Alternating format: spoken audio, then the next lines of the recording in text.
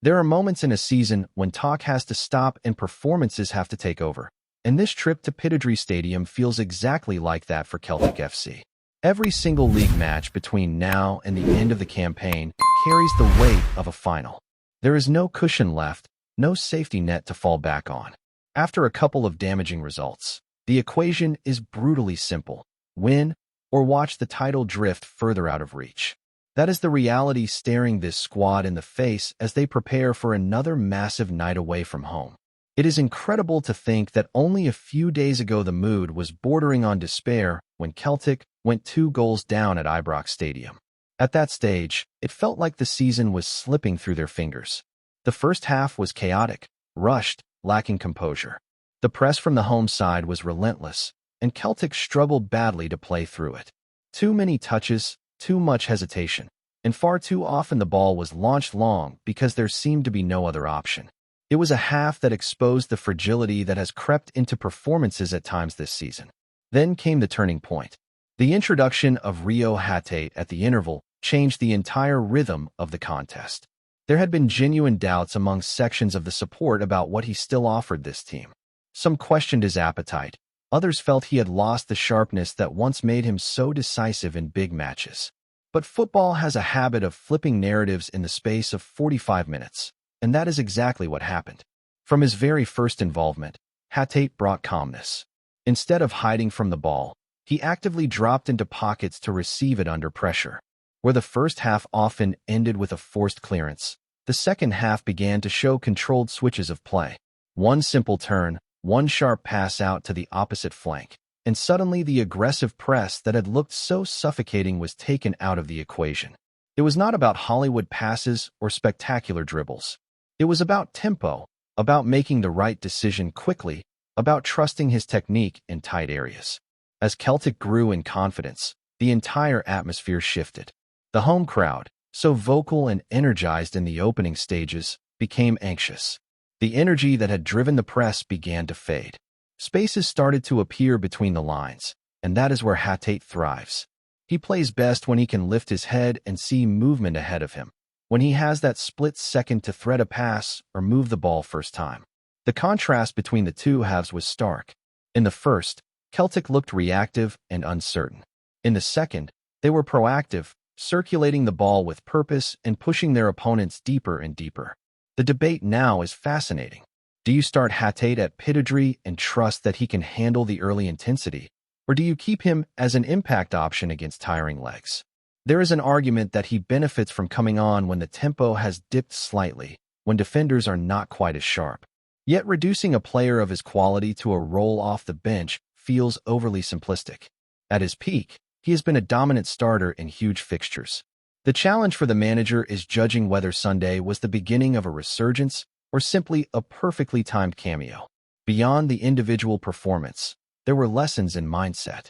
Callum McGregor spoke candidly about the approach in the opening stages of the derby, admitting that trying to take the sting out of the game may have backfired. In high-pressure environments, attempting to ease your way in can sometimes invite trouble. When you concede early momentum, especially away from home, the task becomes exponentially harder. The second half showed a different Celtic, one that committed fully to their identity, moving the ball sharply from side to side and probing with intent. That identity has felt blurred at times this season.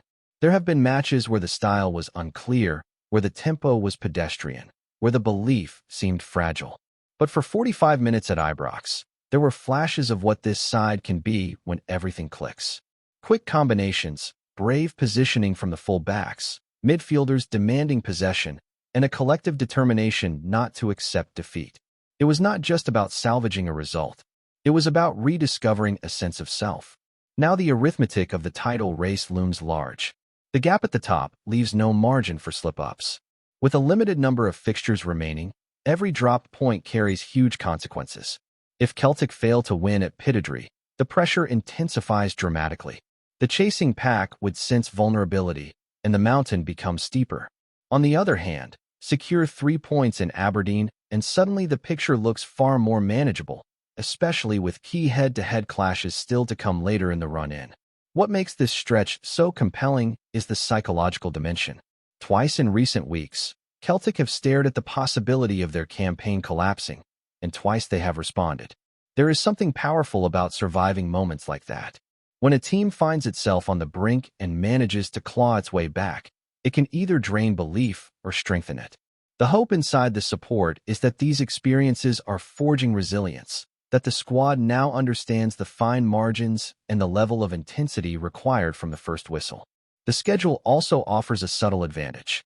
With fewer midweek distractions ahead, the focus can shift to a week-to-week rhythm. Preparation time increases, recovery improves, and tactical work becomes more detailed. For a side that has occasionally looked stretched, that could be significant.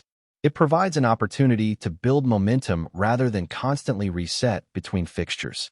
Everything circles back to Pittodrie. The pitch, the atmosphere, the expectation. This is where talk of comebacks and renewed belief has to translate into another performance of substance.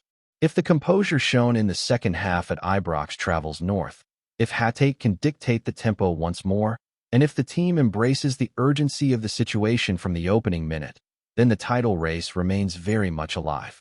But hesitation, even for a short spell, could prove fatal in a campaign balanced on such a thin edge.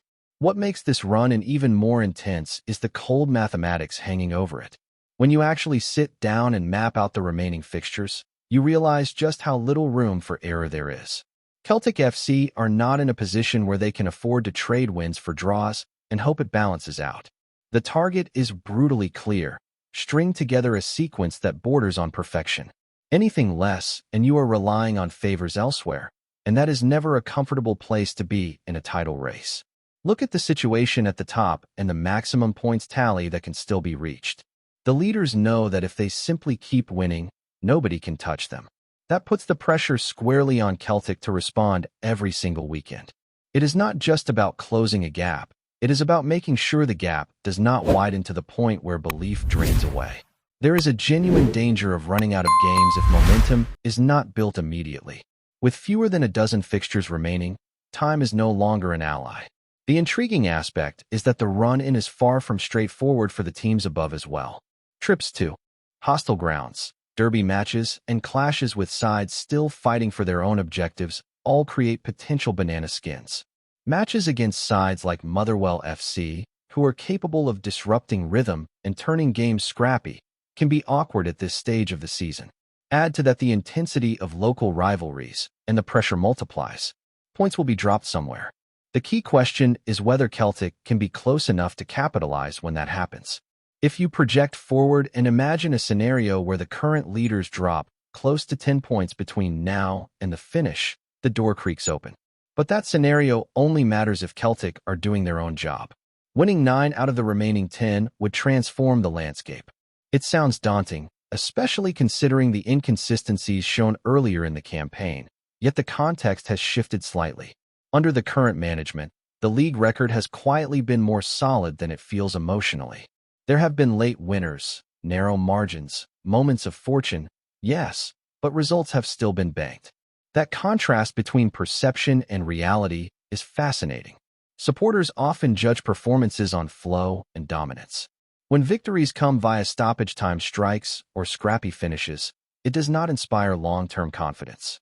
Yet titles are frequently built on those ugly wins.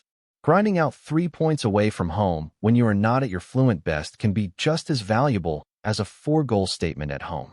The issue for Celtic has been combining those gritty results with convincing displays often enough to create a sense of inevitability.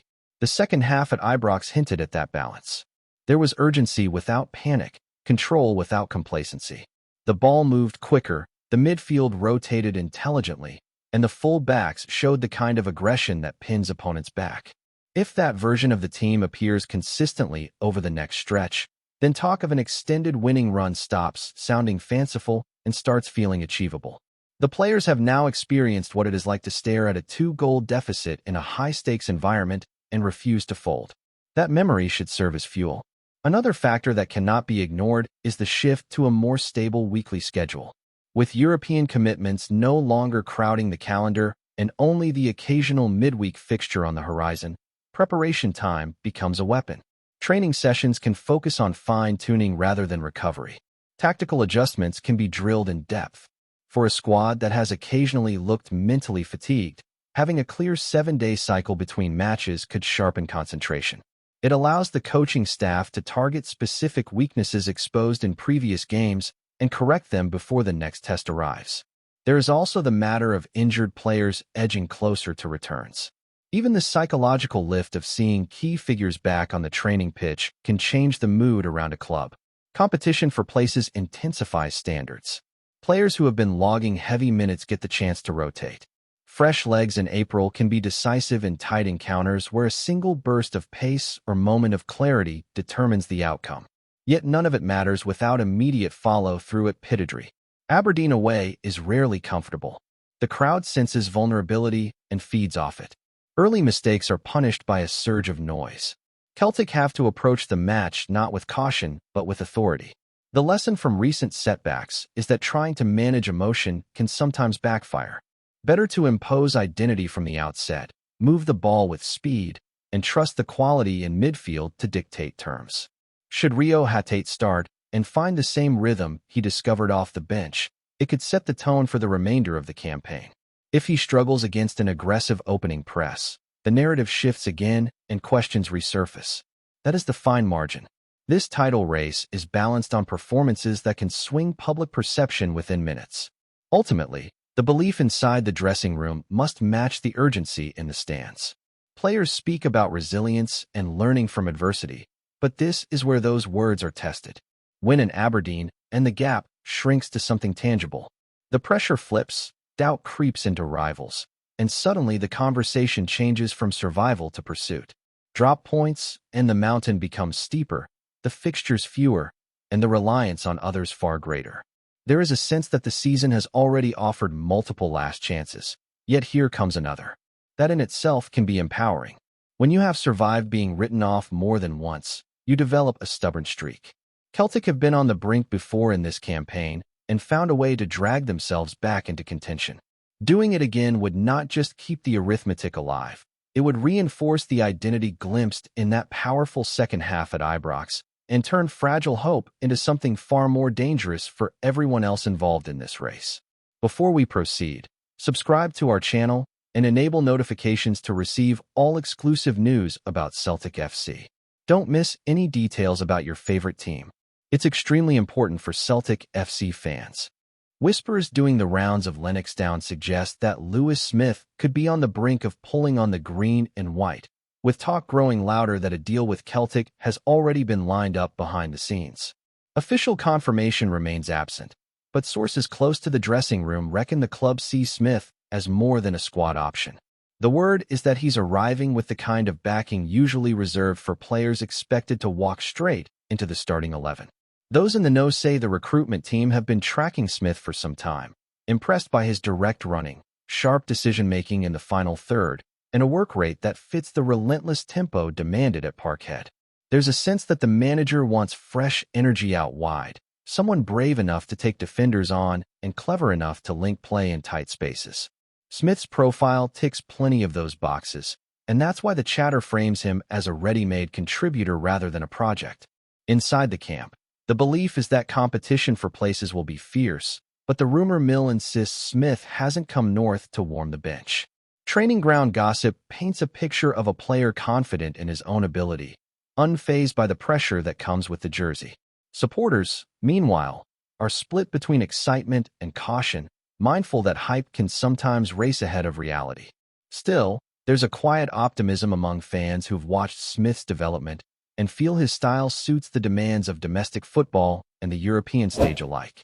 If the speculation proves true, Celtic may be adding a player ready to make an immediate impact, a signing designed not for tomorrow but for right now. Until the club speak, it remains just that, a rumor, but it's one that refuses to go away. Hello, fan. Don't forget to like and subscribe to the channel, as it means a lot to Celtic FC. Also, share your opinion about the news in the comments below. See you in the next video.